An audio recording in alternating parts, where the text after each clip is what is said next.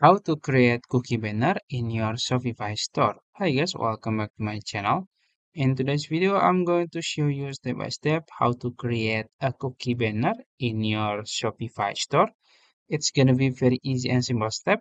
We're gonna use app from Shopify App Store. So you can go to your apps tab here in your Shopify admin dashboard. And then in the search box, you can search section. Then you can click search section in Shopify App Store.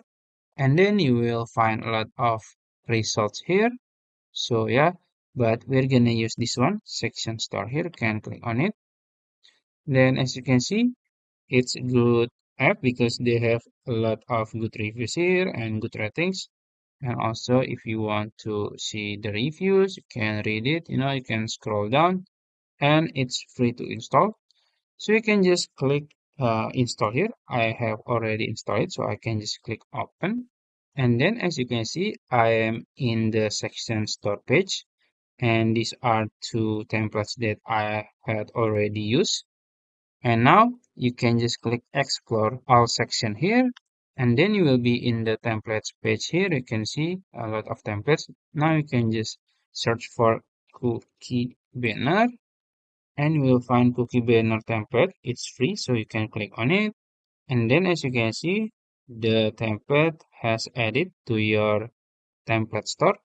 Now you can just click add to theme here, can click on it, then choose your live theme, this one, down theme, and it's successfully added or installed it. Now you can just click customize in and then choose your theme and then it will brings you to the theme editor. It's loading and this is my theme editor. Now we can choose the page or the section you want to add the cookie banner. Maybe I want to add in the header. You can click add section and then as you can see you will find cookie banner option. You can click on it, then it will open or appears in this left of the screen. In the left of the screen. Now you can customize it. You can just change the text color, text size, and then also the text if you want to change it. And also you can change the width and then the background color and others. You can just explore it.